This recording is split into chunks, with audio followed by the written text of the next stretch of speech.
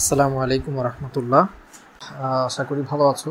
তুমি যে প্রশ্নটা করেছো, আলহামদুলিল্লাহ, এই একই প্রশ্ন, মানে একই ধাঁচের প্রশ্ন আমি গত কয়েক বছর অনেকগুলো পেয়েছি, বাট কখনো রিপ্লাই দেওয়ার সময় সুযোগ হয়ে ওঠে নাই।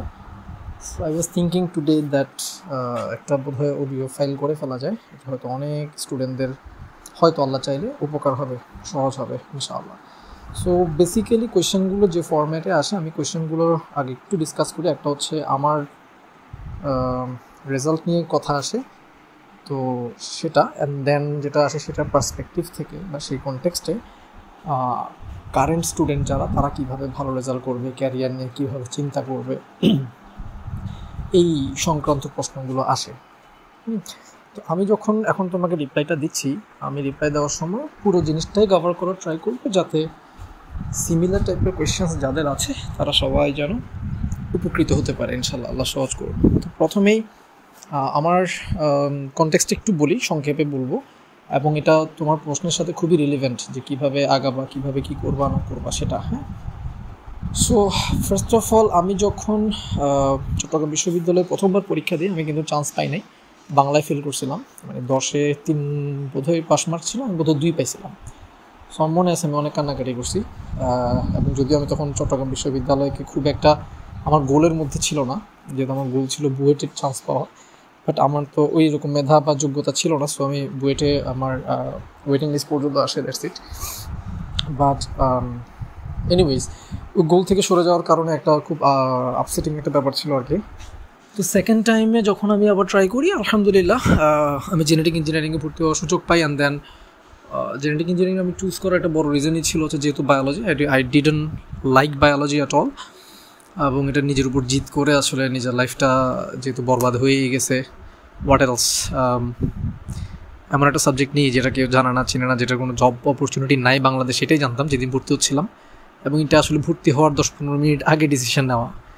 সো লং স্টোরি শর্ট, আমার হাতে মাইক্রোবায়োলজি, বায়োকেমিস্ট্রি, তারপর জেনেটিক ইঞ্জিনিয়ারিং অপশন থাকলেও আমি তখন মাইক্রোবায়োলজি এবং বায়োকেমিস্ট্রি না নিয়ে এটা নেওয়ার একটা রিজন ছিল, সেটা হচ্ছে এটা যে নতুন সাবজেক্ট, এটার কোনো জব মার্কেট নাই, এবং যেহেতু আমার লাইফ মোটামুটি নষ্ট হয়ে গেছে, বুয়েটে চান্স পাই নাই, চুয়েটে চান্স পাই নাই, কারণে আমি চিন্তা করলাম যে আমি এখানে ঢুকে যাই। এনিওয়েজ, ঢুকার পরেই আমি অ্যামেজিং কিছু টিচার পাই। আমি যখন ভর্তি হই তখন, যেহেতু তুমি সেম ডিপার্টমেন্টে আছো, আমি টিচারদের নাম বলি। আমি যখন শুরু করি তখন আমাদের কোনো ডিপার্টমেন্ট স্ট্রাকচারাল কোনো বিল্ডিং বা কিছু ছিল না, কোনো ডিপার্টমেন্ট আলাদা করে ছিল না। বিবিএ ডিপার্টমেন্টের এক কোনায় একটা বড় রুমকে কার্ডবোর্ড দিয়ে বা পিচবোর্ড দিয়ে ডিভাইড করে মাল্টিপল ক্লাসেস হতো। আমরা 5th ব্যাচ ছিলাম, সো আমরা সব মোট 5টা ব্যাচ ওখানে রোটেশন করে করে ক্লাস হতো। এটা হচ্ছে বিবিএ ডিপার্টমেন্টের ক্যান্টিনের পাশের রুমটা, বড় রুমটা, ওটাই ডিভাইড করা ছিল। ওখানে সেমিনার, ওখানে ক্লাসরুম, ওখানে এভরিথিং ছিল আর কি। তো আমরা যখন ক্লাস শুরু করি, যেদিন ফার্স্ট ক্লাস ছিল সেদিন ফোরকান স্যার এবং মাসুদ স্যার, এই দুজনেই শুধু ডিপার্টমেন্টে ছিলেন, বাকিরা সবাই বিভিন্ন কারণে ছুটিতে বা দেশের বাইরে পড়াশোনার কাজে ছিলেন, পিএইচডি, পোস্টডক, এগুলোতে অন্যান্য টিচাররা ছিলেন। সো আমরা যখন যেদিন ভর্তি হই ওই দিন শুধু ডিপার্টমেন্টে 2জন টিচার ছিলেন, মাসুদ স্যার এবং ফোরকান স্যার। তো ফোরকান স্যার আমার ফার্স্ট ক্লাসটা নেন, এবং ফোরকান স্যার এবং মাসুদ স্যারের 2জনের ক্লাস করার পর আমি আসলে ওনারা ক্লাসটাতে লাইফের সাথে কানেক্ট করে এমন সুন্দর কিছু কথা বলেন যে আমার আসলে একটা আগ্রহ তৈরি হয়। এবং ফার্স্ট টাইম আমি আসলে জেনেটিক ইঞ্জিনিয়ারিং কী জিনিসটা, আমি যে ভর্তি হয়েছি আমি আসলে জানতামই না যে জিনিসটা কী, তবে এটা নিয়ে ঘাটাঘাটি শুরু করি। তো ফার্স্ট ইয়ারের ভর্তি যখন হই তখন আরেকটা ব্যাপার ঘটে প্যারালালি, সেটা হচ্ছে আমার একটা কাজিন পড়তো চট্টগ্রাম বিশ্ববিদ্যালয়ে কম্পিউটার সায়েন্সে, ওনার নাম সাইফুল আলম চৌধুরী। আমাদের বাসায় ওনাকে আমরা জুয়েল ভাইয়া নামে চিনি, আমার ফুফাতো ভাই। তো উনি তখন পাশ করে বের হয়ে যাচ্ছে, তো উনি আবার ওনার ডিপার্টমেন্টের ওনার টপার ছিলেন আর কি। তো উনি আমাকে একটা কথা বলতেছিলেন যে দেখ, মানে তোর অবশ্যই 4-এ 4 পাইতে হবে।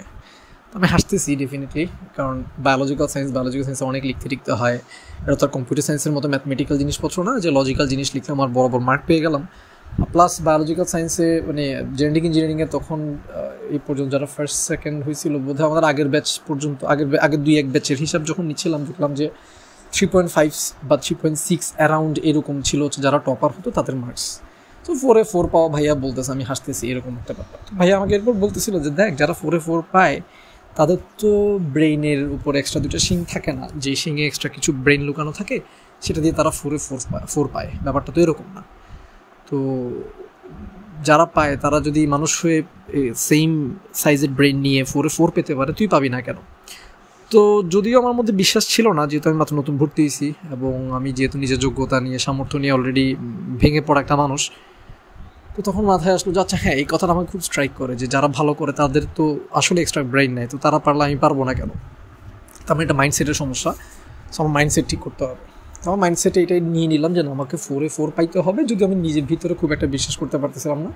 ভিতরে জিনিসটা ছিল এরকম যে না, 3.5 পাইলে আমি খুশি, যে ওটাকে তখন ফার্স্ট ক্লাস ইকুইভ্যালেন্ট ধরা হইতো আর কি। এখন কীরকম কী সিস্টেম জানি না। আমি back in like around 15 to 20 years আগে গল্প বলতেছি।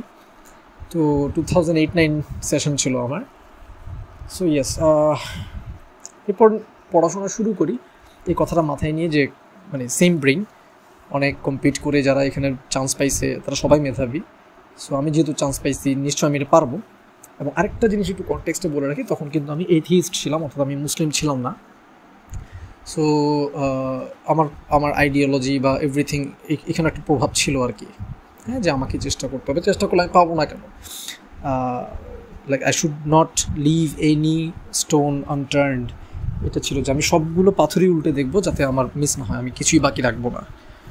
তো ফার্স্ট ইয়ারের রেজাল্ট যেদিন দেয় সেদিনের গল্পে চলে যাই। সেদিন আমার রেজাল্ট যেদিন দিচ্ছিল মনে আছে, আমাদের সুপারভাইজার, আমাদের সেদিন এক্সাম হেড সম্ভবত বলে টার্মটা, যিনি ছিলেন ডক্টর নাজনীন নাহার ইসলাম। তো উনি বলেন যে খুব এক্সেপশনাল রেজাল্ট হয়েছে, এরকম একটা ব্যাপার। আমার শুধু একটা জিনিস জানার ইচ্ছা ছিল যে আমি আসলে 3.5 পাইছি কিনা, অর্থাৎ ফার্স্ট ক্লাস কোনো মতো পাইলে আমি খুশি। তো পরে উনি অনেক পরে বলেন যে খুব অ্যাস্টনিশিং রেজাল্ট হয়েছে, এবং পরে রিভিল হয় যে আমি ফার্স্ট হই এবং 3.92 আউট অফ 4 ছিল আমার রেজাল্ট। আমার যদি ভুল না হয়ে থাকে 3.92 বা 93 এরকম কিছু একটা। তো এরপর আমি যখন অনার্স শেষ করি আমার ওভারঅল রেজাল্ট সম্ভবত 3.96 ছিল আউট অফ 4 বা এরকম কিছু একটা, আমার এক্স্যাক্টলি মনে নাই, অনেক বছর আগের কথা, অ্যাটলিস্ট 10 বছর আগের কথা বলতেছি, 12 বছর আগের কথা বলতেছি। সো আমার ক্লিয়ারলি মনে নাই, যতটুকু মনে আছে ওটুকুর উপর বেস করে বলতেছে। এবং অনার্স শেষ করার পর আমি জানতে পারি যে আমার রেজাল্টটা ছিল আসলে পুরো বায়োলজিক্যাল ফ্যাকাল্টিতে হাইয়েস্ট মার্ক আর কি। আমি gold medal, prime minister gold medal অ্যাওয়ার্ডের জন্য নির্বাচিত হই এবং আমি prime minister gold medal award পাই। বাট মিন ওয়াইল সেকেন্ড ইয়ারে শেষে আমি আসলে ইসলাম গ্রহণ করি এবং আমার থার্ড ইয়ার ফোর্থ ইয়ার পুরোটাই গেছে বলবো আমি ইসলামের সাথে নিজেকে কম্প্যাটিবল করা, ইসলামের আইডিওলজির সাথে নিজেকে খাপ খাওয়ানো এবং ইসলামকে প্রায়োরিটি দিয়ে লাইফটাকে গুছানোর ব্যাপারটা নিয়ে আর কি। হ্যাঁ, তো এই সব কিছুর মধ্যে যখন রেজাল্টটা হয় আলহামদুলিল্লাহ, আমি প্রাইম মিনিস্টার গোল্ড মেডেল নিয়ে খুব একটা আপ্লুত ছিলাম না, যেহেতু আমার তখন লাইফের গোল অ্যান্ড এভরিথিং চেঞ্জ হয়ে গেছে। আমি আসলে ইসলামে আমাকে আল্লাহ যে দয়া করে নিয়ে আসছেন এটা নিয়ে আমি খুব ওভারওয়েলড ছিলাম, যে আমি আসলে জাহান্নামেই চলে যাচ্ছিলাম বা চলে গেছিলাম। আল্লাহ আমাকে ঘাট ধরে নিয়ে আসছেন, এটা আমার বাবা মার দোয়া, আমার আত্মীয় স্বজনের দোয়া বা চারপাশের মানুষজনের যে আমার প্রতি যে স্নেহ মমতা দোয়া, এর কারণেই হবে। সুবহানাল্লাহি ওয়া বিহামদিহি, আল্লাহ আমাকে নিয়ে আসছেন। তো আমি খুব গ্রেটফুল ছিলাম যেন আমার, এবং আমার গোলটা ছিল যে আমি এই যে ইসলামে আসছি মানুষ যেন আমার মতো আর কখনো সাফার না করে, কখনো যেন কুফর বা নাস্তিকতা বা কুফর টাইপের যে গোলকধাঁধা বা খাদের মধ্যে যেন পড়ে না যায়, এটাতে আমি আমার লাইফটাকে ডেডিকেট করবো চিন্তা করছি। এবং ডেফিনেটলি এটাতে আমার চারপাশে মানুষজন আবার হার্ট হয়। বাট লং স্টোরি শর্ট, আমার কোনো রিগ্রেট নাই, এটা নিয়ে আমি আসলে হ্যাপি এবং আমি মনে হয় যে আমি একটা পারপাসফুল একটা লাইফ লিড করতেছি এবং লাস্ট 10 ইয়ার্স আমি লিড করছি আলহামদুলিল্লাহ। তো এই জার্নির মধ্যে ইসলামিক স্টাডিজ নিয়ে একাডেমিক্যালি পড়াশোনা করা ছিল, অ্যারাবিক শেখা ছিল, আরও অনেক কিছু ছিল। সো ওটা না হলে আমি আসলে নিজেকে মাফ করতে পারতাম না। সো এই গেল আমার ওভারঅল জার্নির সামারি। এখন চলে আসি হচ্ছে কিভাবে আমার পড়াশোনার প্যাটার্নটা কেমন ছিল, সেখান থেকে তোমরা কিভাবে পড়াশোনার প্যাটার্নটা ঠিক করতে পারো, কতটুকু কম্পার্টেবল হয় সেটা একটু যাচাই বাছাই করা। আমার পড়াশোনার প্যাটার্নটা ছিল এরকম, যেদিন ক্লাস হতো আমি ক্লাসে কমপ্লিট মনোযোগ দিতাম, আমি ক্লাস মিস দিতাম না। এবং যে টিচাররা ভালো পড়াতেন তাদের ক্লাস তো ডেফিনেটলি মিস দিতাম না। যারা খুব ভালো পড়াতেন না, ডেফিনেটলি ইউনিভার্সিটিতে এরকম টিচার থাকবে, কারণ আমার একটা মতামত হচ্ছে মানে এখানে অনেক মেধাবীরা পড়াতে আসে কিন্তু সবাই পড়াতে পারে না। পড়াতে পারা নিজে জানা এক জিনিস, সেই জানাটা আরেকজনের মধ্যে ইন্সপায়ার করে দেওয়া বা ট্রান্সফার করে দেওয়া সেটা কমপ্লিটলি ডিফারেন্ট একটা স্কিল। টিচিং স্কিলটা একটা কমপ্লিটলি ডিফারেন্ট স্কিল। তো ওই স্কিলটা আসলে সবার থাকে না। সো যাদের ছিল তাদের দুজনকে আমি আসলে ফার্স্ট ডেতে আমি পেয়ে গেছিলাম, সেটা ফুরকান স্যার এবং মাসুদ স্যারের কথাই বলছি। তো বাট সব টিচার এরকম পাবা না তুমি, এটাই স্বাভাবিক, অ্যান্ড ইটস ওকে। মানে তোমার জন্য ওকে, দেশের জন্য ডেফিনেটলি ওকে না। ডেফিনেটলি এমন টিচারই আসা উচিত যারা একাডেমিক্যালিও ভালো, আবার পড়াতে কীভাবে হয়, কীভাবে একটা টপিক একটা স্টুডেন্টের মধ্যে আসলেই ইনসার্ট করে দেওয়া যায় বা সে কীভাবে খুঁজে নিবে সেটাতে গাইড করা যায়, ওরকম টিচার আসলে মানে গড়ে তোলাটা আসলে রাষ্ট্রের দায়িত্ব, বিশ্ববিদ্যালয়ের দায়িত্ব। তো সেটা তো আর আমার হাতে নাই, তোমার হাতে নেই। সোশ্যাল ট্রেনের কথা বলছিলাম। পড়াশোনার মেথডটা কী হবে, একটা স্টুডেন্ট তাইলে কীভাবে চিন্তা করবে? চিন্তার জায়গাটাতে আসার আগে আমি আমার পড়াশোনার মেথডটা বলি। আমার পড়াশোনার মেথডটা ছিল, আমি ডেইলি ক্লাস করতাম ফার্স্ট ইয়ারে, এবং ডেইলি ক্লাস করার সময় আমি যেটা করতাম সেটা হচ্ছে প্রত্যেকটা ক্লাস আমি কমপ্লিটলি অ্যাবজর্ব থাকতাম, কমপ্লিটলি ফোকাসড অ্যান্ড কনসেন্ট্রেটেড থাকতাম, এবং আমার মাথায় মাথায় যেটা থাকতো সেটা হচ্ছে আমি আর টিচার ছাড়া এই ক্লাসে কেউ নাই। সো আমার যত কোয়েশ্চেন আছে আমি আসলে ক্লাসেই বুঝে নেওয়ার ট্রাই করতাম, ক্লাসেই কোয়েশ্চেন করতাম, এবং সুবহানাল্লাহি ওয়া বিহামদিহি মাসুদ স্যার এবং ফুরকান স্যার ক্লাসের সব রকম প্রশ্নের উত্তর দিতেন। এবং শুধু তাই না, ক্লাসের পরেও তাদের অফিসে, তাদের রুমে আমি খুব ওয়েলকাম ফিল করতাম। তো ওয়েলকাম ওনারা, এবং ডেফিনেটলি আমি যতবার প্রশ্ন নিয়ে ওনাদের রুমে গেছি, ওনাদের অফিসে গেছি, ওনারা ওয়েলকাম করছেন, এবং যত রকম প্রশ্ন ছিল সেটার উত্তর সরাসরি পারলে সরাসরি দিচ্ছেন, সময় হাতে থাকলে, সময় হাতে না থাকলে বইয়ের দিকে রেফার করছেন। এবং মনে আছে আমার ক্লাসে ফাঁকে ফাঁকে অনেক গ্যাপ থাকতো, 1 ঘন্টা 2 ঘন্টার মতো করে গ্যাপ থাকতো, আধা ঘন্টা 1 ঘন্টার গ্যাপ তো থাকতোই। ওই গ্যাপ টাইমটা আমি হয় সেমিনারে যে অ্যাভেলেবল বুকসগুলো ছিল ডিপার্টমেন্টের টপিক রিলেটেড, সাবজেক্ট রিলেটেড, ওই বইগুলো ঘাটতাম। অনেক সময় সেখানে সবগুলো বই পেতাম না, তখন সিলেবাসের নিচে দেওয়া যে টেক্সট বুকগুলোর নাম সেগুলো ধরে ধরে স্টাডি করার জন্য আমি লাইব্রেরিতে চলে যেতাম, সেন্ট্রাল লাইব্রেরিতে সুবহানাল্লাহ বিশাল কালেকশন। ওইখানে আসলে কোনো বই নাই এরকম নাই আর কি। প্লাস আমাদের তখন কিন্তু এরকম ইন্টারনেট অ্যাক্সেস ছিল না, এটা একটু বলে রাখি। এটা ফার্স্ট ইয়ারের কথা বলতেছি। ডেফিনেটলি মাস্টার্সে অনার্সে এসে আমার সামনে পুরো দুনিয়া ওপেন হয়ে যায়। তখন আমরা মনে আছে মডেম দিয়ে, ইন্টারনেট মডেম দিয়ে একটা লম্বা তার লাগায় বাইরে, জানালার বাইরে থেকে অনেক কষ্টে ইন্টারনেট কানেকশন ধরার ট্রাই করতাম। অনেক কষ্টে আমরা মনে 300 MB কিনতাম পার মান্থ, 1 মান্থের জন্য। তো সেই 300 MB দিয়ে একটু করে ডাউনলোড করে বিভিন্ন বইপত্র ভিডিওস দেখে শেখার চেষ্টা করতাম। এখন তো আর সেই সিনারিও নাই, এখন অনেক ইজি। সো কোনো বই নাই, কোনো ম্যাটেরিয়াল নাই, এটা বলার আর কোনো সুযোগ নেই। প্লাস করোনার পরে ইন্টারনেটে সব কিছুর স্টোরেজ এত বেশি আপডেটেড, এটা বলার মতো না। সো এটা কমপ্লিট অ্যাডভান্টেজটা নিতে হবে, আমাদের ছিল না অ্যাডভান্টেজটা, সেটা বলছি। সো লাইব্রেরিতে যেতাম, সেন্ট্রাল লাইব্রেরিতে গিয়ে ওই টেক্সট বুকগুলো খুঁজে বের করতাম যেগুলো সিলেবাসের শেষে লেখা থাকতো, এবং একটা টপিকের উপর যতগুলো টেক্সট বই অ্যাভেলেবল থাকতো মোটামুটি সবগুলো থেকে ওই টপিকটা অ্যাপেন্ডিক্স থেকে ইন্ডেক্স থেকে খুঁজে বের করে পড়ে ফেলতাম। পড়ে নিজের ভাষায়, সহজ ভাষায়, যেহেতু আমার ইংলিশ ওই রকম মানে বইয়ের ভাষার মতো স্মার্ট না, এবং আমি যেহেতু পরীক্ষার খাতায় ওই কঠিন ভাষা লিখতে পারবো না, তাই আমি নিজের ভাষায় পুরো কনসেপ্টটা আমি কীভাবে বুঝছি আমার ভাষা আমি লিখে নোট করার চেষ্টা করতাম। এবং দেখা যেত প্রতিদিন যা পড়াচ্ছে সেই দিনই সেই টপিকের উপর নোট বানানো, সবগুলো টেক্সট বুক স্টাডি করা, এবং সেটার উপর নিজের মাথায় যত রকম কোয়েশ্চেন্স আসে। ও হ্যাঁ, কোয়েশ্চেন নিয়ে একটা জিনিস বলি, আমি আনসার রেডি করতাম। আনসার রেডি করার জন্য যেটা করতাম সেটা হচ্ছে, বিগত 4 বছর আমাদের 5th ব্যাচ, আমাদের আগে 4টা ব্যাচের পরীক্ষা হয়ে গেছে। তো ওদের ফার্স্ট ইয়ারের প্রশ্নগুলো কেমন ছিল সেটা দেখার সুযোগ ছিল সেমিনার থেকে। তো সেমিনার থেকে ওই প্রশ্নগুলো নিয়ে নিতাম ফটোকপি করে, এবং ওই প্রশ্নের প্যাটার্নগুলো স্টাডি করতাম। স্টাডি করে ওই প্যাটার্নে সিলেবাসের যতগুলো টপিক আছে সবগুলো টপিক, অর্থাৎ ওই দিন যে টপিকটা পড়াইছে বা যে টপিকগুলো পড়াইছে ওই টপিকের উপর কত রকম কোয়েশ্চেন বানানো সম্ভব সেগুলো কোয়েশ্চেনগুলো বানাতাম, চিন্তা করতাম, এবং ওগুলোর উপর ডিপেন্ড করে আনসার রেডি করতাম। অনেকগুলো টেক্সট বুক স্টাডি করে নিজের ভাষায় আনসারটাকে রেডি করে নোট বানানোর ট্রাই করতাম। তো এই ছিল রেগুলার প্রতিদিনের স্টাডির মেথড। এবং ভার্সিটি ট্রেনে যেতেই যা কিছু স্টাডি করার ওই টপিকগুলোর উপর ওগুলো স্টাডি করা হয়ে যেত। মানে আমি নোটটাই আবার রিভাইজ করে শিখে ফেলার যে ব্যাপারটা ওটা হয়ে যেত। এবং ফুরকান স্যার, মাসুদ স্যার, আমার যতটুকু মনে পড়ে 80% 90% সিলেবাস ওনারা খুব ভালো করেই ক্লাসে কভার করতে পারতেন, শেষ করতে পারতেন। 10-15% হয়তো টাইম, সময়, সুযোগের অভাবে শেষ হতো না, এটা স্বাভাবিক। সো 10-15% আমি বাদ দিতাম না, সেগুলোও কী করতাম, লাইব্রেরি থেকে নিজেই খুঁজে। যেহেতু আমি মানে মেট্রিক ইন্টার পাস করে ফেলছি, আমি তো আসলে জানি how to read, how to study, তাই না? একটা টিচারকে কেন সব পড়াতে হবে? একটা টিচারকে আসলে সব পড়ানোর কোনো দরকার নেই, ইভেন কোনো কিছুই পড়ানোর দরকার না। Now we know how to study, আমরা জানি রিডিং কেমনে পড়তে হয়। সো টেক্সট বুকগুলোতে একটা স্টুডেন্টের জন্যই লেখা থাকে, সো সেটা পড়ে আমি বুঝবো না কেন? সো পড়তাম, পড়ে সেগুলো টপিক ওয়াইজ ওই এবং বিগত বছর প্রশ্ন অনুযায়ী ওই প্যাটার্নে আনসারগুলো শিখে ফেলার ট্রাই করতাম, লিখে ফেলার ট্রাই করতাম, রেডি করে ফেলার ট্রাই করতাম। তো এই ছিল আমার প্রিপারেশন। এবং পরীক্ষার হলে যেটা করতাম সেটা হচ্ছে, আমার এখনও মনে আছে, আমি এবং রাসেল, আমরা দুটো ফ্রেন্ড ছিলাম, আমরা পাশাপাশি বসতাম। রাসেলের মুখ থেকে জেনেটিক ইঞ্জিনিয়ারিংয়ের নাম শুনে আমি এই সাবজেক্টটাতে ভর্তি হই। সে আমার কলেজেও ক্লাসমেট ছিল, ফ্রেন্ড ছিল। সো এখানেও তার সাথে আমার ফ্রেন্ডশিপ হয়। তো আমরা পাশাপাশি সিটে বসতাম এবং দেখা যেত পরীক্ষা যখন শেষ হয় তখন আমরা দুইজন মূল খাতার যে খাতাটা দেওয়া হতো সেই খাতার অর্ধেক আমরা শেষ করতে পারতাম না, কারণ আমাদের লেখার ফন্ট খুব একটা বড় ছিল না এবং আমরা খুব বেশি লিখতাম না। আর সেখানে আমাদের ক্লাসমেট অন্যান্যরা সুবহানাল্লাহ সবাই মেধাবী, আমাদের কাছে প্রত্যেকটা স্টুডেন্ট প্রচণ্ড মেধাবী ছিল। এরা এত স্টাডি করতো যে পুরো খাতা তো শেষ হতোই, তারা আরও 10-12টা করে লুজ শিট নিত, তাদের খাতা হতো ইয়া মোটা।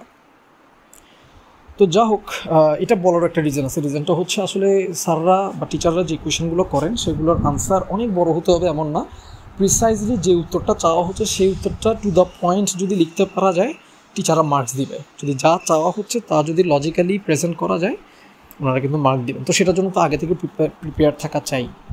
সো এটা একটা বড় ব্যাপার আর কি। তাহলে আমি এখানে আসলে এই কনটেক্সট থেকে যে জিনিসগুলো নেওয়ার আছে সেটা হচ্ছে ডেইলির পড়ার, প্রতিদিনের পড়া প্রতিদিন শেষ করা।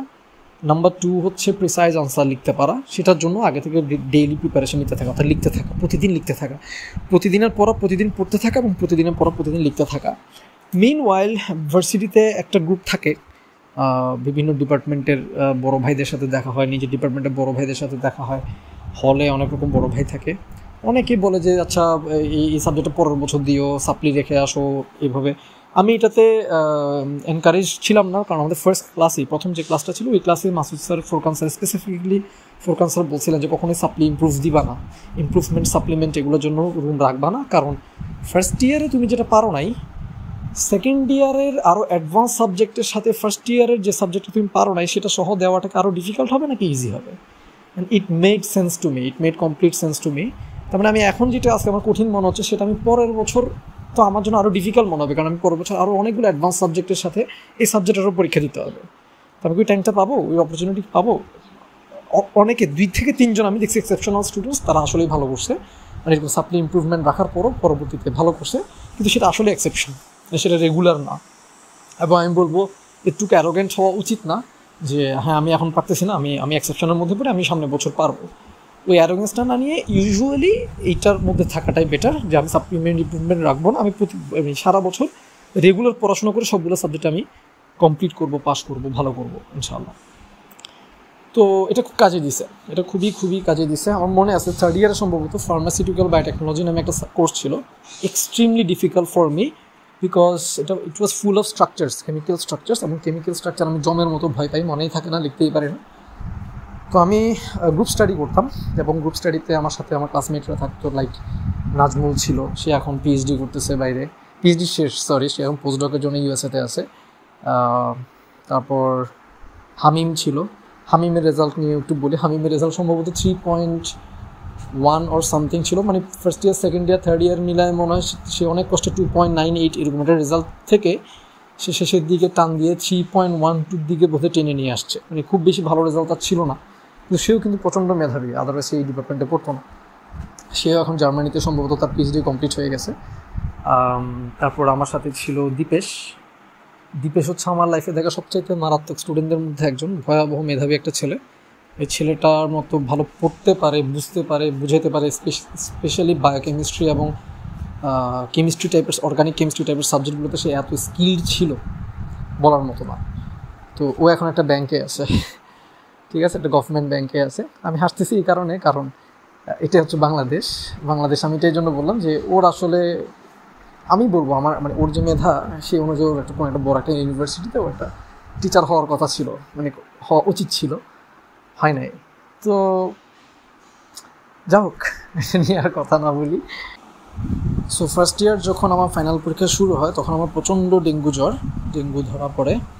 আমি ডাক্তারের কাছে যাই, ডাক্তার সাহেব বলেন যে আমাকে কমপ্লিট বেড রেস্টে থাকতে হবে, আমার অবস্থা ভালো না, টেস্ট রেজাল্টের উপর আর কি, মানে যে ডায়াগনোসিস রেজাল্টগুলো ছিল ওগুলো রেজাল্ট ভালো ছিল না এবং আমাকে কমপ্লিট বেড রেস্টে থাকতে হবে। এবং ইট ওয়াজ লাইক আমি পরীক্ষা দিতে পারবো না, বাট আমার সামনে একটা ভয় ছিল তো বড় ভয় সেটা হচ্ছে যে যেহেতু আমি ফ্যামিলির বড় ছেলে, আমার উপর অনেক রেসপন্সিবিলিটি, আমার খুব দ্রুত পাশ করে বের হতে হবে এবং এবং আমার একটা জব পেয়ে আমার ফ্যামিলিতে আমার বাবা আছে, মা আছে, আমার ছোটো ছোটো ভাইয়েরা আছে, সবার দায়িত্ব নিতে হবে। সো যেহেতু আমি তখন আমার মনে আছে আমি পার ডে সম্ভবত 4টা কিংবা 5টা টিউশন করি, প্লাস একটা কোচিং সেন্টারে পড়াই, হ্যাঁ, ইউনিভার্সিটি অ্যাডমিশন নেয় এরকম কোচিং সেন্টারে পড়াই।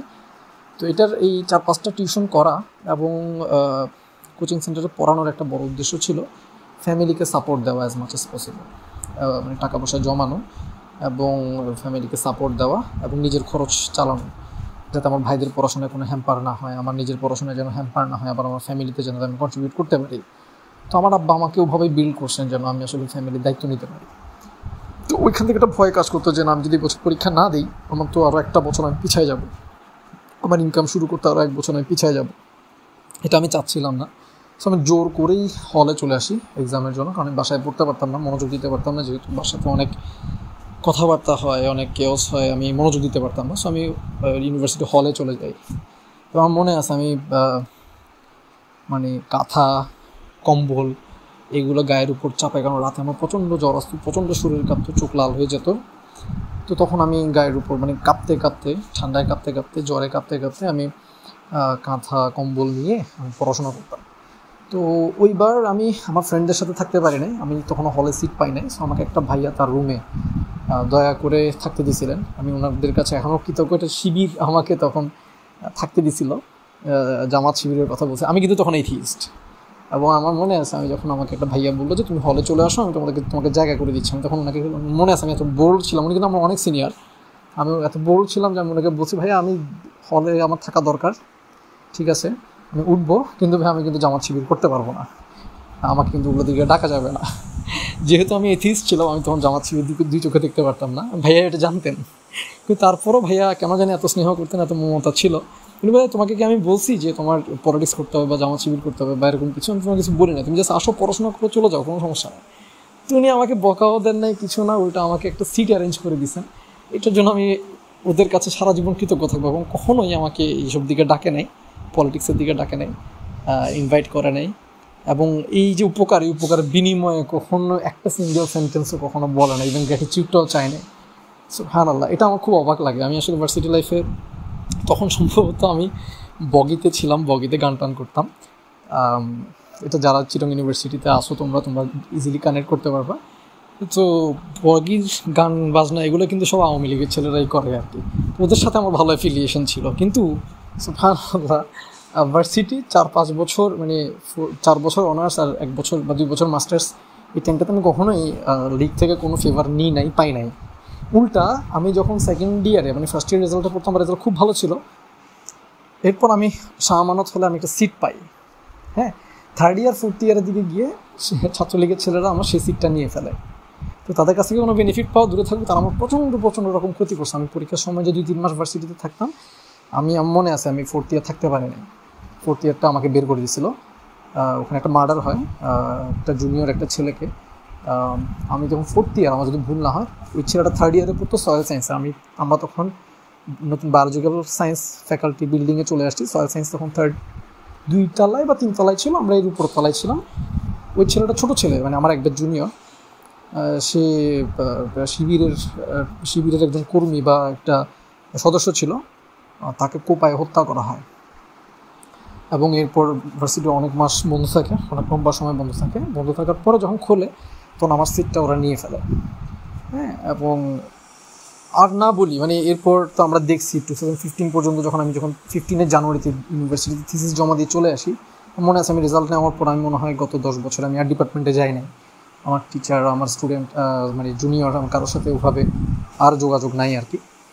খুব মন খারাপ থেকে এটা, মানে আমি যোগাযোগটা রাখতে পারি নাই। তো তার মধ্যে এটা একটা এত বাজে জিনিস দেখছি শেষের দিকে। যা হোক, আমি ডিস্ট্র্যাক্টেড হয়ে যাচ্ছি, পয়েন্টে চলে আসি আবার। তো ডেঙ্গুতে যখন আমি খুব সাফার করতেছি, খুব কষ্ট পাচ্ছি, এর মধ্যে বায়োকেমিস্ট্রি পরীক্ষা আসে। এবং আমি বলি, বায়োকেমিস্ট্রিতে প্রচুর স্ট্রাকচার রিলেটেড কোয়েশ্চেন্স আসে, biochemical path and all this things লাগে, পড়তে হয়, শিখতে হয়, মুখস্থ করতে হয়। আমি একদমই দুর্বল, আমি পারতাম না, মানে অনেক কষ্ট হইতো। পারতাম না বলতে খুব উইক ছিলাম, প্রচণ্ড উইক ছিলাম, বুঝতামই না এত ডিফিকাল্টিজ। ওখানে ইলেকট্রন এখান থেকে ওখানে মুভ করতেছে, এর কারণে স্ট্রাকচারের এই দাগটা এই পাশ থেকে ওই পাশে চলে যাচ্ছে, কি মুসিবত। তো দীপেশ তখন হলে সিট পায় নাই, সে একটা কটেজে থাকতো হামিমরা সহ। তো দীপেশ আমাকে বিকালবেলায় এসে সেন্ট্রাল ফিল্ডের পাশে, মানে কটেজ আর সামানত হলের মাঝখানে একটা মাঠ ছিল, ওইখানে বসে সে আমাকে বায়োকেমিস্ট্রি পড়াতো। আমার রুমে এসেও আমাকে বায়োকেমিস্ট্রি পড়াতো, মানে শিখাই দিত একদম। এত সহজ করে সে পড়াইতো, শিখাইতো, আমার মনে হতো যে বায়োকেমিস্ট্রির জনক হচ্ছে সে নিজে। এত মজা করে এত সহজ করে সে আমাকে শিখাই দিচ্ছে। এবং ফার্স্ট ইয়ারের রেজাল্ট আমার ভালো হওয়ার পিছনে একটা বড় কারণ ছিল দীপেশের মোটিভেশন। আদারওয়াইজ আমি বায়োকেমিস্ট্রিতে আসলে সাপ্লি বা ইমপ্রুভমেন্ট বা সাপ্লিমেন্ট রেখে চলে আসতে হইতো আমার, এত বাজে অবস্থা ছিল।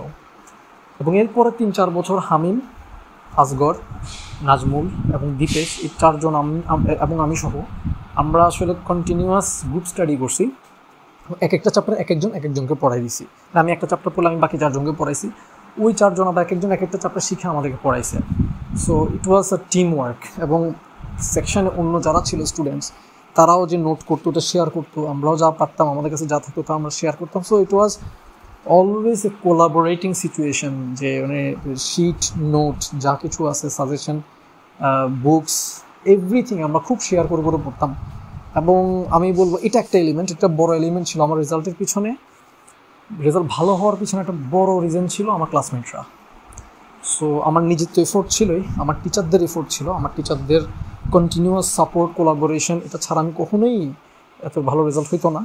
আমার ক্লাসমেটদের সাথে আমার খুব সুন্দর সম্পর্ক ছিল, ওরা আমাকে খুব ভালোবাসতো, আমিও তাদেরকে ভালোবাসতাম, এবং আমি ওদেরকে হেল্প করার ট্রাই করতাম, ওরাও আমাকে হেল্প করার ট্রাই করতো। সো আমার এই রেজাল্টের পিছনে আমার সব ক্লাসমেটদের অবদান আছে, ওদের ইফোর্টের অবদান আছে, ওদের কোলাবোরেশনের অবদান আছে, আমার টিচারদের অবদান সবচাইতে বেশি। আমি কখনোই কোনো কোয়েশ্চেনের আনসার ওনার কাছ থেকে পাই নাই, হেল্প পাই নাই, এমন হয় নাই। যখন কিছু জানার জন্য গেছি ওনারা একদম আগায় এসে আমাকে হেল্প করছেন। আই এম প্রিটি শিওর এটা অন্য স্টুডেন্টদেরকে ওনারা করছেন। তো এই সব মিলায়ে আসলে আমার রেজাল্টটা, সো আমার রেজাল্টের পিছনে আমার অবদান যদি হয় 10%, বাকি আমার সব ক্লাসমেট, আমার সব টিচার্স, ওনাদের অবদান হবে, আমার বাসা, আমার ফ্যামিলি সাপোর্ট, আমার আব্বা আম্মা যে সাপোর্ট দিয়েছেন, সব মিলায় বাকি 90%, এই নিয়েই আমার রেজাল্ট। সো আমাদের হাতে থাকে হচ্ছে আমরা কী করবো সেটা, বাকিদেরটা তো আমাদের হাতে থাকে না। সো আমাদের এফোর্টটা নিয়ে কথা বলবো। সো এখানে প্রতিদিনের পড়া, প্রতিদিন পড়ে ফেলা, নোট রেডি করে ফেলা according to the previous years question papers, question চিন্তা করা, আগে থেকে চিন্তা করা, ওই অ্যাকর্ডিং টু দ্যাট যত রকম নোট বানানো, কোয়েশ্চেনের আনসার বানানো সম্ভব সেটা বানায় ফেলা এটা। এবং এর মধ্যে যখন তুমি ডেইলি পড়াশোনা করবা, ডেইলিভাবে মানে যত রকম বইপত্র আছে ওই একটা টপিকের উপর, একটা চ্যাপ্টারের উপর, সবগুলো বই থেকে জিস্ট নিয়ে তুমি নিজের ভাষায়, সহজ ভাষায়, যেটা তোমার মনে থাকবে, হ্যাঁ, তোমার লেখা নোট, তোমার লেখা টপিক, ওটা পড়বা, শিখবা, তোমাকে 4-5 থেকে সবাই খুব কথা শোনাবে। কারণ তুমি ইউনিভার্সিটিতে পড়ালেখা করতে আসছো, পড়ালেখা করাটাই তোমার একমাত্র দায়িত্ব। দেশের মানুষের ট্যাক্সের টাকায়, গরিব মানুষের ট্যাক্সের টাকায় তুমি পড়ালেখা করতেছো, এবং তোমার আব্বা আম্মার অনেক ডেডিকেশন, অনেক ত্যাগ, অনেক স্যাক্রিফাইস, এবং দেশের মানুষের অনেক স্যাক্রিফাইস, ঘামে বেঁচে টাকা দিয়ে তুমি পড়তেছো। তুমি এখানে আসলে ঢিলেমি দেওয়ার কোনো সুযোগ তোমার নাই, তুমি আটকাই যাবো আল্লাহর কাছে। সো এটা মেনটেন করে মাথায় রেখে তুমি যখন পড়াশোনা করতে যাবা, তখন তোমাকে মানুষ অনেক কথা শোনাবে। এমনকি আল্লাহ খুব স্যাড হলেও সত্য, কিছু টিচারও তোমাকে কথা শোনাইতে পারে। তোমার ক্লাসমেটরা তো শোনাবেই, তোমার পিয়ার্সরা তো তোমাকে শোনাবেই, বলবে তুমি বেশি নার্ড হয়ে গেছো, বেশি গিক হয়ে গেছো, বেশি আতেল হয়ে গেছো। এই কথাগুলো বাংলাদেশের কালচারে খুবই স্বাভাবিক। বুলিং টাইপের ওয়ার্ডস তারা তোমাকে বলবে, এগুলো পাত্তা দিবা না। কারণ তুমি পড়তে আসছো, তোমার এই পড়ার টাইমটা, তুমি একটা প্রিভিলেজড একটা মানুষ। এই প্রিভিলেজ যে তুমি একটা পাবলিক ইউনিভার্সিটিতে পড়ার যে প্রিভিলেজ আল্লাহ তোমাকে দিয়েছেন, এটার আনসার তোমাকে আল্লাহকে দিতেই হবে। সো তুমি এটা কমপ্লিট ইউটিলাইজেশন করতে হবে, মানুষের কথাবার্তা দেওয়া যাবে না, তুমি আল্লাহর জন্যই পড়বা। হ্যাঁ, এবং আরেকটা পয়েন্ট অ্যাড করি, যেহেতু তুমি মুসলিম, সেহেতু mediocrity is not an option for you.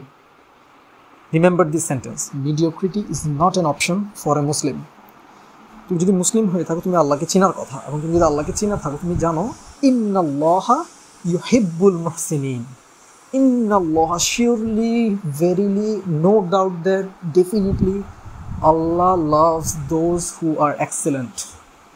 মুহসিনিন, ইন্নাল্লাহা ইউহিব্বুল মুহসিনিন। ইউহিব্বু মানে তিনি ভালোবাসেন মুহসিনিনদেরকে। মুহসিনিন কারা? যারা excellent. So you have to have your excellent result, you have to study in an excellent manner, so that you can please আল্লাহ। সো তুমি প্রতিদিন পড়া, প্রতিদিন এই জন্যই পড়বা বিকজ তুমি যার স্লেভারি তুমি করো, সেই মাস্টার খুশি হবেন যদি তুমি এক্সিলেন্ট ওয়েতে পড়াশোনা করো। So excellence is the only option that you have, and mediocrity is not an option for a Muslim. এই দুটা কথা লিখে রাখো, মনে রাখো, ঠিক আছে? লাস্ট থিং যেটা আমি বলবো তোমার মনে রাখা দরকার, সেটা হচ্ছে তুমি কি বলে ওটা, হতাশ হবা না। কখনো রেজাল্ট যদি খারাপ হয়, ইটস ওকে, পরের বছর এটা টেনে নিবা। হামিমের এক্সাম্পল আমি সেক্ষেত্রে তোমাকে দিচ্ছি। সে অনেক অ্যামেজিং রেজাল্ট করতে পারে নাই, কিন্তু সেটা তাকে থামায় নাই। সে জার্মানিতে একটা খুব ভালো একটা সে ডিগ্রি কিন্তু সে নিয়ে ফেলছে। সো তুমি জেনেটিক ইঞ্জিনিয়ারিংয়ে চান্স পাইছো মানে পড়ো, মানে তুমি মেধাবী। তুমি 4th ইয়ারে অনেক খারাপ রেজাল্ট নিয়ে বের হইলেও তুমি মেধাবী, তুমি জাস্ট মেধাটাকে ইউজ করতে পারো না। সো এটা সবসময় অপশনটা তোমার সামনে খোলা থাকবে যে তুমি আজকে থেকে মেধাটাকে ইউজ করা শুরু করবা। That's it. যেটা প্রিভিয়াসলি হয়েছে সেটা হয়ে গেছে, এবং তুমি কখনোই নিজেকে আরেকজনের সাথে কম্পেয়ার করবা না, কারণ তার টাইম লাইন, তার লাইফের টাইম লাইন আর তোমার টাইম লাইন কখনো সেম না। And you will be judged only based upon your timeline, your situations, your potential. So তোমার কবরে তুমি একলাই যাবা, তোমার কবরে তুমি একলাই কোয়েশ্চেনের আনসার দিবা, তোমার হাসরে, তোমার ডে অফ জাজমেন্টে তুমি একলাই দাঁড়াবা, একলাই আনসার দিবা, তোমার টাইম লাইন, তোমার পটেন্সিয়ালসের উপর বেস করে, যেগুলো তোমাকে আল্লাহ দিছে, যে প্রিভিলেজগুলো তুমি আল্লাহ থেকে পার্সোনালি পাইছো, ওগুলোর উপর বেস করে হিসাব হবে। তোমার ক্লাসমেটদের কার রেজাল্ট কেমন ছিল, কোয়েশ্চেন কঠিন ছিল, সহজ ছিল, এগুলোর উপর বেস করে তোমার হিসাব হবে না। So keep that in your mind. এবং এটা জানো, এই কম্প্যারিজনগুলো খুব হ্যাঁ, এই সিকনেসের মধ্যে কখনো যাবা না, সবসময় হেল্প করবা। তোমার নোট পড়ে আরেকজন যদি রেজাল্ট 4 পায়, তোমার কোনো লস নাই, এটা জাস্ট ওর লাইফ লিড করবে, দ্যাটস ইট। ওর রেজাল্টের সাথে তোমার রেজাল্টের কোনো সম্পর্ক নাই। আর তুমি যদি 4 পাও, ওর কোনো লস নাই। আবার তোমরা সবাই মিলেও যদি 4 পাও, তাতেও কারো কোনো লস নাই। তোমার রিজিক তুমি নিয়ে আসছো, ওর রিজিক ও নিয়ে আসছো। সো এই ব্রড মাইন্ডেডনেসটা যেন থাকে, এই ওপেন মাইন্ডেডনেসটা যেন থাকে। ইউনিভার্সিটির মতো জায়গায় এসে আমাদের মনটা, আমাদের অন্তরটা যেন সংকীর্ণ না হয়, হ্যাঁ, ছোটো লোকের মতো অন্তর যেন না হয়, ঠিক আছে? সো জুনিয়রদেরকে হেল্প করবা, ক্লাসমেটদেরকে হেল্প করবা, যাকে পাবা হেল্প করবা, without any sort of expectation in return. Expectation, আমি তো ওকে নোট দিয়েছিলাম, ও আমাকে এটা দেয় নাই, কারণ এটা খুবই খুবই খুবই ছোটো লোকে একটা চিন্তা। এরকম চিন্তা যেন কখনো না আসে। ও যদি না দেয়, সেটা ওর পারসেপশন, ওর সমস্যা, সেটা তো তোমাকে বদার করা উচিত না। ওর হার্ট নামের যে কাপটা, যে কন্টেনারটা, ওটার ভিতরে যা আছে ও ওইটাই দিবে। তোমার হার্ট নামক কন্টেনারে যেন এরকম ছোটো লোকই, ক্ষুদ্রতা, তুচ্ছতা, নিচতা, এগুলো যেন না থাকে। ইউনিভার্সিটি থেকে তুমি যেন একটা বড় মনের মানুষ হও, এবং তুমি যেন সারা জীবন অন্যকে টেনে তোলা, উপরে তোলার অর্থ তুমি নিচে থেকেও আরেকজনকে যদি উপরে তুলে দিতে পারো, দ্যাট শুড বি ইয়োর গোল, ঠিক আছে? এবং নিজেও নিচে থাকবা না, নিজেও উপরে উঠবা, সবাইকে নিয়ে উপরে উঠবা, এটা যেন মাথায় থাকে। লাস্ট যে জিনিসটা বলবো, যেটা মাথায় অবশ্যই রাখবা, যে 2-3টা জিনিস মাথায় রাখতে পারছি তার পাশাপাশি, সেটা হচ্ছে মানুষ 2 রকম কথা বলে। একটা হচ্ছে এটা হয়েছে বিকজ অমুক এটা হয়েছিল, তাই আমার সাথে এরকম হয়েছে, তাই আমি খারাপ করছি। এটা হচ্ছে ভিকটিম মেন্টালিটি। আরেকটা মেন্টালিটি আছে, সেটা হচ্ছে ভিক্টোরিয়াস মেন্টালিটি, হচ্ছে হোয়াট এভার হ্যাপেন্ড, এটা আমার দোষেই হয়েছে, আমি ওইটা ঠিক মতো করতে পারি নাই, তাই হয়েছে, এটা আমি জীবনও হইতে দিব না, next time Al fix it, আমি এটা ঠিক করব, এবং এই ভুলটা আমার লাইফে আমি আর কখনো হইতে দিব না। তো এটা হচ্ছে ভিক্টোরিয়াস মাইন্ডসেট। এই মাইন্ডসেটটার মিনিং হচ্ছে ইদার তুমি জিতবা, নইলে তুমি শিখবা, তুমি কোনো হারবা না। অর্থাৎ হেরে গেছি, এটা হচ্ছে একটা মেন্টাল স্টেট, এই স্টেটে কখনো যাবা না। সো আবার বলি, ইদার তুমি চিন্তা করবো আমি জিতছি, আর যদি জিতে না থাকি তাহলে আমি শিখছি, আমি লার্ন করছি, এবং সেই লার্নিংটা আমি সামনে কাজে লাগাবো, so that I can become victorious. So এই ভিকটিম মেন্টালিটিতে থাকবা নাকি ভিক্টোরিয়াস মেন্টালিটিতে থাকবা, it is always a choice for you, and never become among those people who have this kind of mindset, like victim mindset কখনো যাবা না, এখানে গেলেই ধরা খাবা। whatever the situation is, try to make the best out of it, আমি তুমি কাজটা করতেছো কার জন্য? শুধু আল্লাহর জন্য, এবং আল্লাহ তোমার এফোর্ট দেখে তোমাকে রিওয়ার্ড দিবে, তোমার রেজাল্ট দেখে তোমাকে রিওয়ার্ড দিবে না, ঠিক আছে? এবং তুমি যে রেজাল্টই করো না কেন, তোমার চাইতে ভালো রেজাল্ট আরেকজন করতেই পারে, it's okay, say definitely better effort দিছে, বেটার চিন্তা করছে, সেই জন্য তাকে আল্লাহ ওইটা দিছে।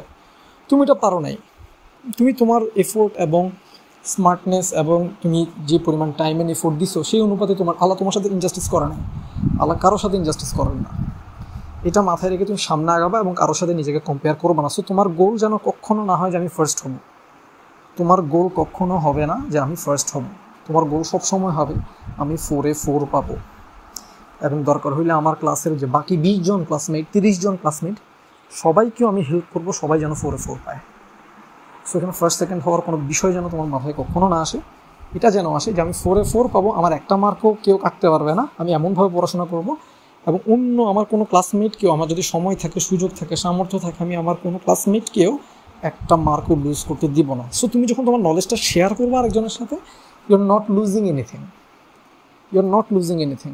তোমার রিজিক থেকে একটা কয়েন, একটা পয়সাও কমবে না, কিন্তু শেয়ার করার কারণে তোমার নলেজ বাড়বে, তোমার কাইন্ডনেস, জেনারসিটি, তোমার উদারতা, এটার কারণে তোমার লাইফ আরও সুন্দর হবে, আরও পবিত্র হবে, আরও সুঘ্রাণময় হবে। সো এই ছিল ওভারঅল গাইডলাইন। আমি বলবো এখন যে পরিমাণ PDFs and lectures R available online, ওগুলো যদি ইউজ করো, প্লাস ChatGPT টাইপের যে এআইগুলো, এগুলো পড়াশোনা করার জন্য খুবই ইফেক্টিভ টুল।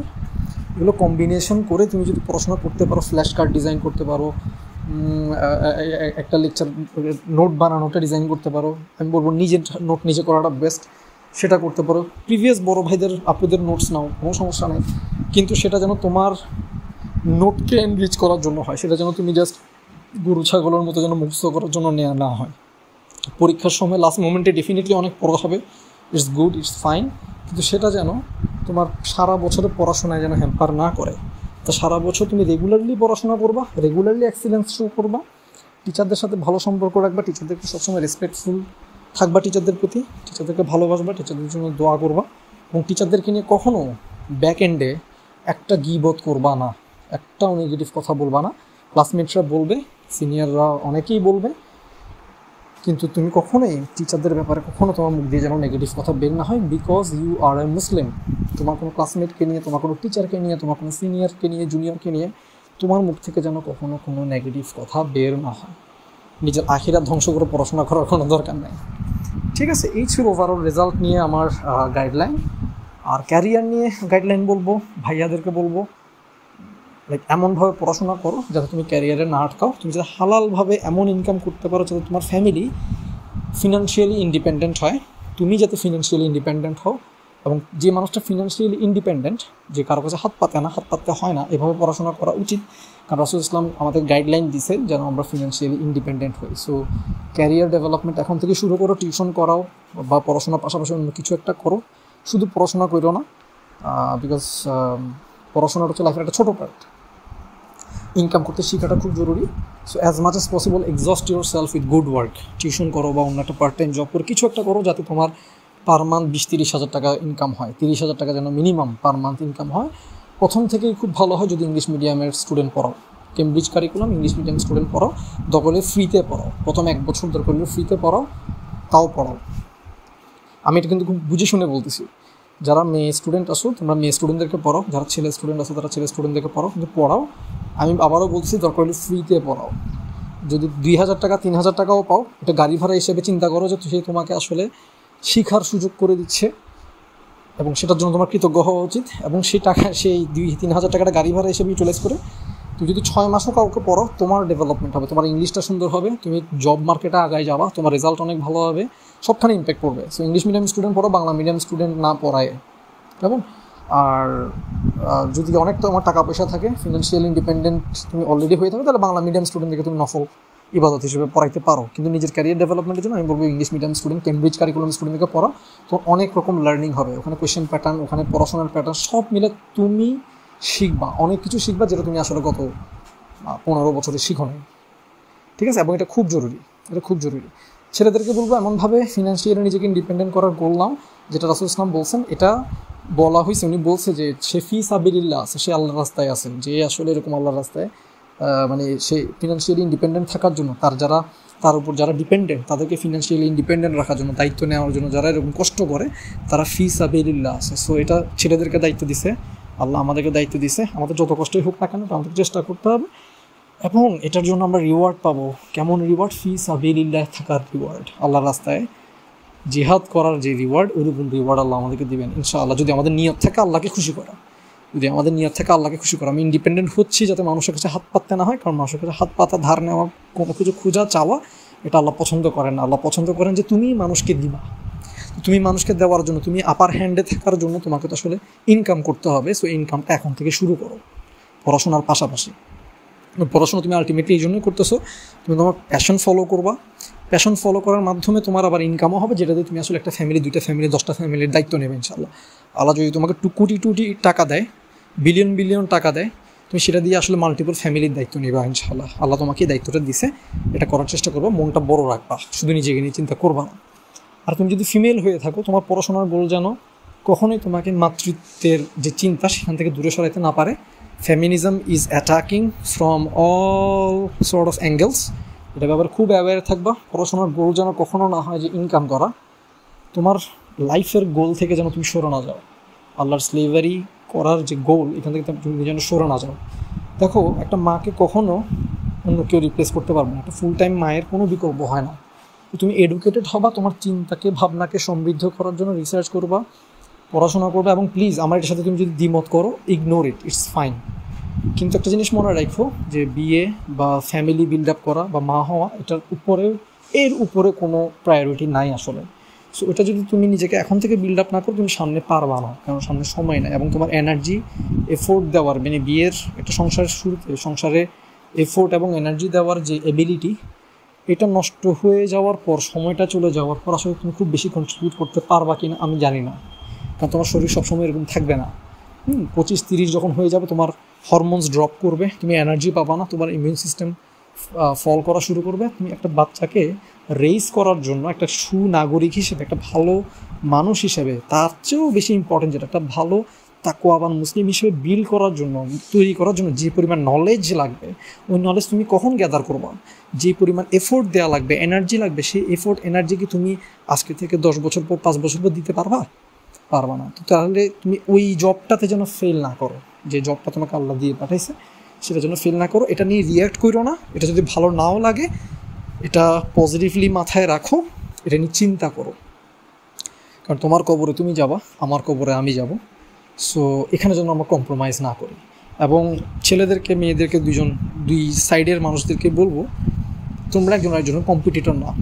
মানে তুমি যখন একজনের হাজব্যান্ড হবা, মনে রাখবা তুমি তোমার ওয়াইফকে সাপোর্ট দেওয়ার জন্যই তুমি দায়িত্বশীল। আর তুমি যখন ওয়াইফ হবা, তোমার হাজব্যান্ড বাইরের ওয়ার্ল্ডটা কাভার দেওয়ার তার দায়িত্ব। ইনার যে ওয়ার্ল্ড, একটা সংসারের ইনার যে ওয়ার্ল্ড, যেটা স্পিরিচুয়াল ওয়ার্ল্ড বলো বা সাইকোলজিক্যাল যে সাইডটা বলো, ভিতর থেকে এটাকে ইনটেক্ট রাখা, এটা হচ্ছে ওয়াইফ হিসেবে তোমার দায়িত্ব। তোমরা একজনের জন্য কম্পিটিটর না, কেউ কারোর থেকে বড় হইতে পারবা না, বড় হওয়ার দরকার নেই। জাস্ট নিজের জায়গাটাতে এক্সেলেন্ট হও। তুমি ছেলে হলে এমনভাবে নিজেকে বিল্ড করো যাতে তোমার ওয়াইফ তার এনার্জি এক জায়গায় ফোকাস রেখে দিতে পারে, তোমার ফ্যামিলিকে সে যেন সুন্দর করে গড়তে পারে, তাকে সব রকম ডিস্ট্রাকশন থেকে ফ্রি করতে তুমি নিজেকে ফিনান্সিয়ালি ইন্ডিপেন্ডেন্ট করে নাও, ঠিক আছে, যাতে কারো কাছে হাত পাততে না হয়। আর তুমি যদি মেয়ে হয়ে থাকো, এমনভাবে নিজেকে বিল্ড করো যাতে তোমার হাজব্যান্ডকে কখনো ঘরের জিনিসপত্র নিয়ে, ম্যানেজমেন্ট নিয়ে মাথা ঘামাইতে না হয়। তুমি যেন তার ইনার যে শক্তিটা, ইনার যে কোর শক্তিটা, সেটা যেন তুমি হইতে পারো। এবং এতদিন যে পড়াশোনাগুলো তুমি করবা, জেনেটিক ইঞ্জিনিয়ারিংয়ে যাই পড়বা, সেটা যেন তোমাকে আল্লাহর সাথে কানেক্ট করতে শেখায়। তো এটার জন্য আমি বলবো, শর্টকাটে তো আর ওডিতে এত কথা বলার সুযোগ নেই। বায়োলজির প্রত্যেকটা টপিক ইন্ডিকেট করে প্রত্যেকটা জিনিস কত ফাইনলি টিউনড, কত ইউনিকলি ডিজাইনড। কোনো টিউনড জিনিস কখনোই র্যান্ডমলি আসতে পারে না, এর পিছনে একটা ডিজাইনার আছে। তো যাই পড়বা, চিন্তা করে বের করবা কেন এটা একটা পারপাসফুল ডিজাইন, এটা একটা পারপাস তো সার্ভ করতেছে। এটা পারপাসফুল ডিজাইন কখনো একটা ইন্টেলেকচুয়াল ডিজাইনার ছাড়া আসতে পারে না। সো এটা নিয়ে চিন্তা করবা, হাউ অ্যামেজিং ইট ইজ।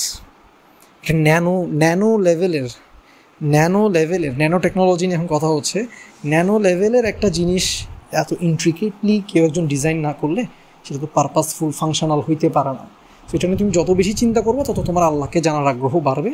আল্লাহ কত অ্যামেজিং ডিজাইনার সেটা তুমি তত বেশি কানেক্ট করতে পারবে। প্রত্যেকটা টপিকে, প্রত্যেকটা সাবজেক্টে এটা তোমাকে একটা ভালো হিউম্যান বিইং, একটা পারপাসফুল হিউম্যান বিইং, তোমার নিজের যে রেসপন্সিবিলিটি আল্লাহ তোমাকে দিয়ে পাঠিয়েছে সেটা নিয়ে চিন্তা করার জন্য বারবার পুশ করবে। এবং যত পুশ করবে তুমি, তত বেশি আল্লাহ তোমার কাছ থেকে কী চায়, কোন ক্ষেত্রে কী চায়, স্টুডেন্ট হিসেবে কী চায়, এই বয়সে তোমার কাছ থেকে কী চায়, এই সময়টাতে তোমার কাছ থেকে কী চায়, নলেজ সিকিংয়ের জায়গাটাতে তোমার কীভাবে বায়োলজির পাশাপাশি ইসলামিক স্টাডিজ, তুমি ছেলে হও মেয়ে হও, সেটা কীভাবে প্যারালালি একাডেমিক্যালি স্টাডি করবা সেটার ওয়ে আউট বের করা। যেমন তোমরা এখন IOU-তে ইজিলি এনরোল করতে পারো, তোমাদের করা উচিত। একাডেমিক্যালি অনার্স মাস্টার্স পড়ার পাশাপাশি বায়োলজিক্যাল সায়েন্সে তোমরা কিন্তু IOU-র অনার্সটা কমপ্লিট করে ফেলতে পারো bachelor of arts in Islamic স্টাডিজে। প্রতিদিন 1.5 ঘন্টা করে সময় দিলেই মোর দেন এনাফ, তোমার এটা কমপ্লিট হয়ে যাবে এবং তোমাদের এখন সময় আছে, সামনে সময় থাকবে না। সো এই জায়গাগুলোতে ফোকাস করো, আল্লাহর জন্য, শুধু আল্লাহর জন্য পড়াশোনা করো, নিজেকে এক্সিলেন্ট লেভেলে নাও, যাতে নিজের ফ্যামিলিকে বিল্ড আপ করতে পারো। তুমি পুরো ওয়ার্ল্ডে অনেক কিছু চেঞ্জ করতে পারবা কি না আমি জানি না, কিন্তু ডেফিনেটলি তোমার দায়িত্বের আন্ডারে তোমার ফ্যামিলি থাকবেই। সো সেইখানে যেন কোনো কম্প্রোমাইজ না হয়। একটা ইন্টেলেকচুয়াল, একটা বড় মনের মানুষ হিসেবে, জেনারাস অ্যান্ড কাইন্ড হার্টেড একটা মানুষ হিসেবে তুমি যাতে একটা ফ্যামিলি ম্যানেজ করতে পারো, সেটা তোমার ওয়াইফ হোক, সেটা তোমার হাজব্যান্ড হোক, সেটা তোমার সন্তান সন্ততি বা বাবা মা বা ইনলজ হোক, সবাইকে যেন তুমি সুন্দরভাবে বিল্ড করতে পারো, নার্চার করতে পারো, সাপোর্ট করতে পারো, কোঅপারেট করতে পারো। কেন? কারণ তোমার আল্লাহ খুশি হবে।